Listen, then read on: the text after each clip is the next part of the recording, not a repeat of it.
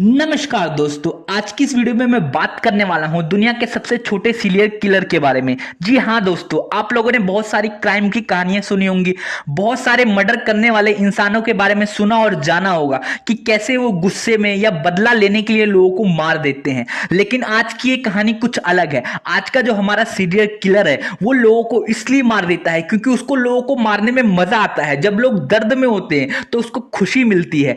इसके अलावा इस सीरियल किलर की खास बात यह है कि जब पुलिस वालों ने इससे पकड़ के पूछा कि आखिर तुमने लोगों को क्यों मारा, तो इसने हंस के रिप्लाई दिया कि अगर मुझे बिस्किट का पैकेट दोगे तो ही मैं आपको बताऊंगा कि मैंने इन लोगों को क्यों मारा और किस लिए मारा। तो आप समझ सकते हो उस टाइम इसकी साइकी क्या रही होगी, इसके मन में क्या चल रहा होगा और किस तरीके से और कितनी बेरहमी से इसने लोगों को मारा होगा। तो दोस्तों, आज की इस वीडियो में मैं इसी बारे में डिटेल में बताने वाला हूं कि आखिर ये सीरियल किलर कहां का है, किस तरीके से इसने इन घटनाओं को अंजाम दिया। तो दोस्तों, वीडियो में आगे बढ़ने से पहले मैं चाहूंगा आप मेरे इस चैनल को सब्सक्राइब कर लो ताकि मैं थोड़ा मोटिवेट हो सकूं आप लोगों के लिए और भी अच्छी बेहतरीन वीडियो बनाने के लिए। तो दोस्तों, अब कहानी में और वीडियो में आगे बढ़ते हैं। तो दोस्तों, आज की ये कहानी शुरू होती है बिहार के बेगूसराय जिले के मुसहरी गांव की। इस गांव में एक परिवार रहता था। उस परिवार में एक हस्बैंड वाइफ, उनकी एक दूध पीती बच्ची और एक उनका बेटा था। तो दोस्तों, ये परिवार काफी गरीब था। इस परिवार के जो मुखिया थे वो दिहाड़ी मजदूरी का काम करते थे और अपने परिवार का पालन पोषण करते थे। इसके अलावा इस परिवार के मुखिया का एक छोटा भाई भी था जो कि उनके घर के पास में ही रहता था। उनकी भी पूरी एक भरी पूरी फैमिली थी और उसके बच्चे भी थे। तो दोस्तों, ये दोनों फैमिली किसी तरीके से अपना गुजारा करते थे और मजदूरी करके अपने परिवार का पालन पोषण करते थे। एक शाम खबर आई कि परिवार के मुखिया के भाई की जो बेटी है वो गायब हो गई है। फिर दोनों परिवारों ने मिलके उस बेटी को बहुत खोजने की कोशिश करी। पूरे गांव में पता किया, पूरे गांव वालों ने मिलके उस बेटी को खोजने की कोशिश करी, लेकिन उस बच्ची का कहीं भी पता नहीं चला। लोगों से पूछताछ भी की गई कि आखिर आपने कहीं उस लड़की को देखा कि नहीं, लेकिन किसी ने भी उस लड़की को नहीं देखा और लोगों के बहुत प्रयास करने के बाद भी उस बच्ची का कहीं कुछ पता नहीं चला। इन सारी बातों को पुलिस तक नहीं ले जाया गया। शायद उस टाइम ये होता था, गांव के लोग जल्दी पुलिस वालों के पास नहीं जाते थे। उसके बाद क्या हुआ, इन दोनों फैमिली ने किसी तरीके से संतोष कर लिया कि हमारी बच्ची पता नहीं कहां गई और शायद ये हमारी किस्मत में लिखा था। लेकिन ज्यादा टाइम नहीं गुजरा था। लगभग 3-4 महीने के अंदर एक और केस इनकी फैमिली में सामने आता है। जो परिवार के मुखिया थी, उनकी जो सबसे छोटी बेटी थी जो 6 महीने की ही थी अभी, वो भी गायब हो गई। उसके बाद तो पूरे गांव में जैसे दहशत ही फैल गई कि आखिर एक ही परिवार के 2 बच्चे कहां गायब हो गए। इस छोटी सी बच्ची को भी बहुत ज्यादा खोजने की कोशिश की गई, सबसे पूछा गया, लेकिन इस बच्ची का कहीं कुछ पता नहीं चला। तो उस टाइम कुछ गांव के लोगों ने बोला कि हो सकता है ये छोटी बच्ची थी, उसको कोई कुत्ता उठा ले गया हो या कोई जानवर उठा के ले गया हो। इस वजह से गांव के लोगों ने ज्यादा इसकी खोजबीन नहीं करी और ना ही पुलिस में कंप्लेंट लिखवाई।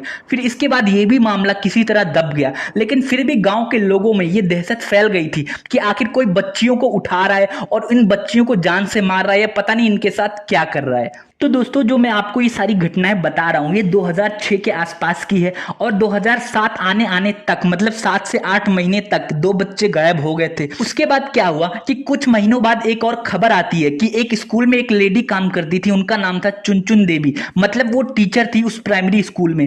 क्या होता है कि उनकी एक छोटी सी बच्ची थी, वो बच्ची बहुत ज्यादा छोटी थी, इस वजह से वो अपनी बच्ची को साथ लेके जाती थी स्कूल में पढ़ाने के लिए और उस बच्ची को वहीं पे वो सुला देती थी। तो एक शाम खबर आती है कि उनके जो ससुर जी हैं, चुनचुन देवी के जो ससुर जी हैं, उनकी डेथ हो गई है। तो वो अचानक आनंद फानन में स्कूल छोड़ के घर चली जाती हैं और अपनी बच्ची को वहीं छोड़ के चली जाती है कि वो वहीं सोती रहेगी।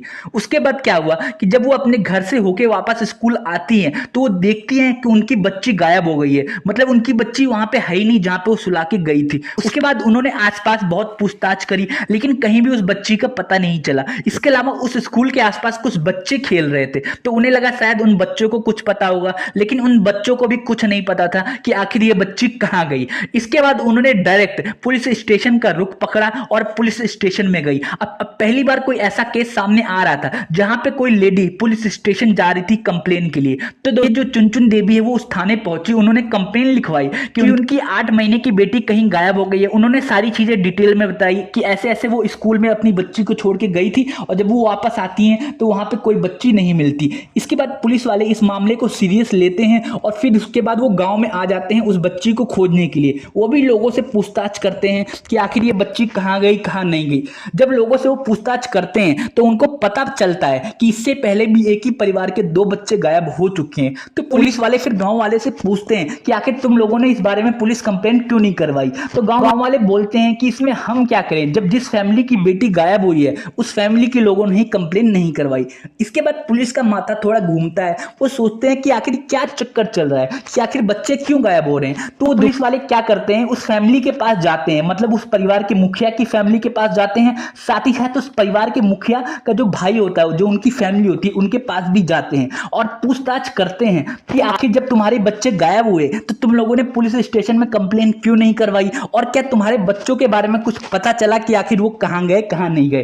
पूछताछ के टाइम पे जो परिवार के मुखिया हैं वो बोलते हैं कि मुझे नहीं पता कि हमारी बच्ची कहां गई, लेकिन हाँ, जो हमारा छोटा बच्चा है अमरजीत सदा, उसको हो सकता है कुछ इस बारे में पता हो। तो पुलिस वाले चौंक जाते हैं कि आखिर इसको कैसे पता होगा उन बच्चों के बारे में, या जो लड़की अभी छोटी सी बच्ची गायब हुई, छोटी सी बच्ची का नाम था खुशबू, या फिर उस खुशबू के बारे में छोटे से बच्चे को 6 या 7 साल का बच्चा था उसको कैसे पता होगा। तो जो परिवार का मुखिया होता है वो बोलता है कि आप एक बार पूछिए तो सही। तो पुलिस वाले उस अमरजीत सदा जो बच्चा होता है उसको बुलाते हैं और बोलते हैं कि क्या तुम्हें इस बच्ची के बारे में, जो खुशबू है छोटी सी बच्ची, उसके बारे में पता है कि वो कहां गई। और वो छोटा सा बच्चा होता है, उसकी एज 7 से 8 साल की होती है, और वो बच्चा ये बात सुन के हंसने लग जाता है जोर जोर से कि मुझे कुछ नहीं पता, और ये बोल के जोर जोर से हंस रहा होता है। इसके अलावा पुलिस वाले सोचते हैं कि हम क्यों इस बच्चे पे टाइम वेस्ट कर रहे हैं, ये तो कुछ बता ही नहीं रहा और लग ही नहीं रहा कि इस बच्चे को कुछ पता होगा। लेकिन फिर भी पुलिस वाले फॉर्मेलिटी के लिए कई बार उस बच्चे से पूछते हैं कि बेटा बता दो कहाँ है ये बच्ची, या फिर क्या तुमने किसी को देखा इस बच्ची को ले जाते हुए। तो फिर दोबारा अमरजीत सदा ये बात सुन के हंसने लग जाता है। फिर पुलिस वाले सोचते हैं शायद इस बच्चे को कुछ नहीं पता, और वो जैसे ही जाने लगते हैं तभी अमरजीत सदा हंसते हुए बोलता है कि अगर मुझे बिस्किट का पैकेट दोगे तो मैं बताऊंगा कि ये बच्ची कहां गई। पुलिस वाले पीछे घूम के देखते हैं और वो चौंक जाते हैं कि आखिर ये बच्चा क्या बोल रहा है। लेकिन पुलिस वाले क्या करते हैं, बिस्किट का पैकेट मंगाते हैं और उस बच्चे को दे देते हैं। बच्चा बिस्किट का पैकेट फाड़ता है और उसको खाने लग जाता है और हंसने लग जाता है। उसके बाद पुलिस वाले बोलते हैं हाँ बेटा बताओ कहां गई वो बच्ची।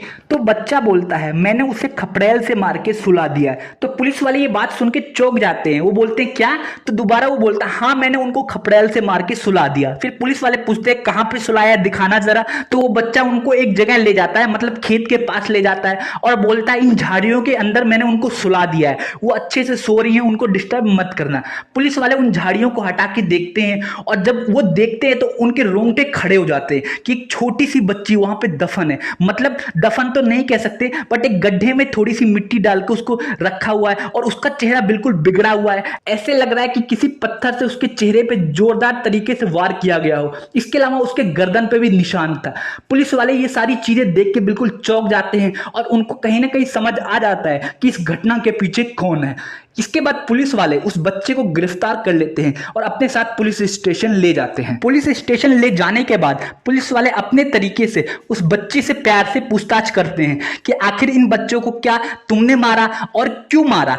तो वो बच्चा जवाब देता हाँ मैंने ही मारा है, और मुझे मजा आता है इनको मारने में। जब ये लोग चिल्लाते हैं, रोते हैं, जब ये तकलीफ में होते हैं तो मुझे बड़ा सुकून मिलता है। ये बात सुन के पुलिस वाले चौंक जाते हैं। उसके बाद पुलिस वाले उस बच्चे के माँ बाप को और जो उस बच्चे के चाचा जी होते हैं उनकी पूरी फैमिली को पुलिस स्टेशन बुलाते हैं और उनसे पूछताछ करते हैं कि तुम्हारे बेटे ने ऐसी हरकत करी है। उसके बाद उस बच्चे से पूछा जाता है कि क्या इससे पहले जो बच्चे गायब हुए थे तुम्हारी फैमिली के, उनको भी तुमने ही मारा है क्या। तो बच्चा दोबारा बोलता है हंस के कि मुझे एक और बिस्किट का पैकेट दोगे तो ही मैं बताऊंगा। तो दोबारा पुलिस वाले उसे बिस्किट का पैकेट देते हैं। फिर वो हंस के बोलता है हाँ मैंने ही उनको मारा है, और उनको भी मारने में मुझे बड़ा मजा आया था। उसके बाद अमरजीत सदा के जो मॉम डैड होते हैं, मम्मी पापा होते हैं, उनसे पूछताछ की जाती है कि क्या आप लोगों को इस बारे में पता है। तो उनकी फैमिली बोलती है हाँ हमें पता है कि हमारे बच्चों को इसने ही मारा है, मतलब इसने ही अपनी चाचा की बेटी को भी मारा है और साथ में अपनी सगी बहन को भी मारा है।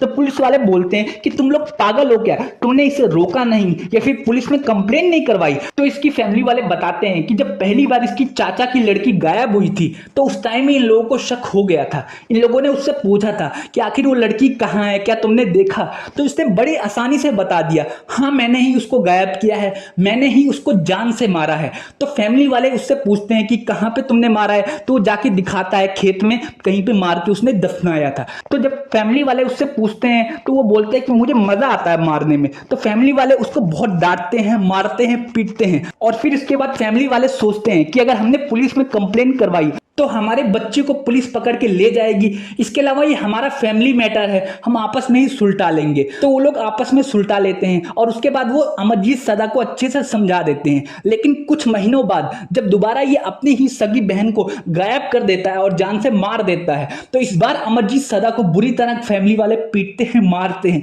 और उससे कसम खिलवाते हैं कि आगे से तू किसी को नहीं मारेगा, ना ही ऐसी हरकत करेगा। कि माँ बाप अपने बच्चे से मजबूर थे, वो नहीं चाहते थे कि उनकी फैमिली के 2 बच्चे गायब हो गए, मर गए हैं और अब तीसरा बच्चा भी जेल चला जाए। इस वजह से उन्होंने पुलिस वालों को नहीं बताया।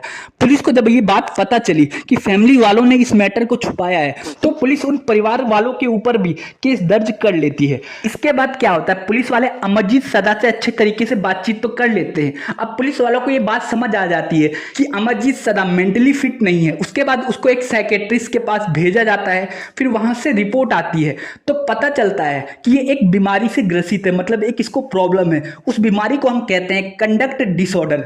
इस बीमारी में क्या होता है कि किसी भी बच्चे को या जिसको भी बीमारी होती है, तो जब ये लोगों को दुख तकलीफ में देखता है तो उसको मजा आता है, उसको अच्छा लगता है। इसके बाद इस चीज को पुलिस वाले कोर्ट में रखते हैं और बताते हैं कि इस बच्चे को ऐसी ऐसी बीमारी है। उसके बाद जैसे कि आप लोगों को पता है कि कभी भी छोटे से बच्चे को या जिसकी उम्र 18 साल से कम है उसको नॉर्मल जेल में नहीं रखा जाता। इन बच्चों को या इन क्रिमिनल को अलग जेल में या फिर कह सकते हैं बाल सुधार गृह में रखा जाता है। वो भी 2 साल या 3 साल तक ही रखा जा सकता है, उसके बाद इनको रिहा करना पड़ता है। उसी तरीके से इस बच्चे को भी एक स्पेशल जेल में रखा जाता है, वो भी और बच्चों से अलग, ताकि ये किसी को नुकसान ना पहुंचा सके। उसके बाद इसको 3 साल तक उस जेल में रखा जाता है। जब इसके छूटने का टाइम आता है तो पुलिस वाले कोर्ट में ये चीज लिख के देते हैं कि अगर इसको छोड़ा गया भी तो हो सकता है ये समाज के लिए खतरा बन जाए और ये और लोगों को भी मारे, तो इसको कम से कम 18 की उम्र तक डॉक्टरों की निगरानी में रखा जाए। उसके बाद इसको 18 साल तक, मतलब जब तक ये 18 साल का नहीं हो जाता तब तक इसको डॉक्टरों की निगरानी में रखा जाता है। तो दोस्तों इसका जन्म 1998 के आसपास हुआ था। उस हिसाब से 2023 में इसकी एज कब की, मतलब 18 साल का पूरा हो गया है। अब हो सकता है इसको छोड़ दिया गया हो। और आपको पता है कि किसी भी जिसकी एज कम होती है उसको जब छोड़ा जाता है तो उसका नाम गुप्त रखा जाता है, उसको एक अलग जगह पे रखा जाता है, मतलब अलग जगह भेजा जाता है ताकि उसकी लाइफ पे कोई इफेक्ट ना पड़े। तो हो सकता है वो कहीं और रह रहा हो, किसी और नाम से रह रहा हो, लेकिन अब पता नहीं वो किस तरीके से रह रहा है और कहां रह रहा है। लेकिन उम्मीद करते हैं वो अच्छे से रह रहा होगा और उसकी ये बीमारी ठीक हो गई होगी। लेकिन दोस्तों बचपने में की गई ये हरकत आज दुनिया में वर्ल्ड रिकॉर्ड बन गया है कि सबसे छोटे सीरियल किलर का नाम अमरजीत सदा है और वो भारत का रहने वाला है। ये एक रिकॉर्ड बन गया है जो कि एक अच्छा रिकॉर्ड नहीं है। तो दोस्तों उम्मीद करता हूं आपको ये कहानी पसंद आई। अगर आप ऐसी और कहानियां सुनना चाहते हैं तो आप इस चैनल को सब्सक्राइब कर लो ताकि मैं थोड़ा मोटिवेट हो सकूं आप लोगों के लिए और भी अच्छी बेहतरीन वीडियो बनाने की।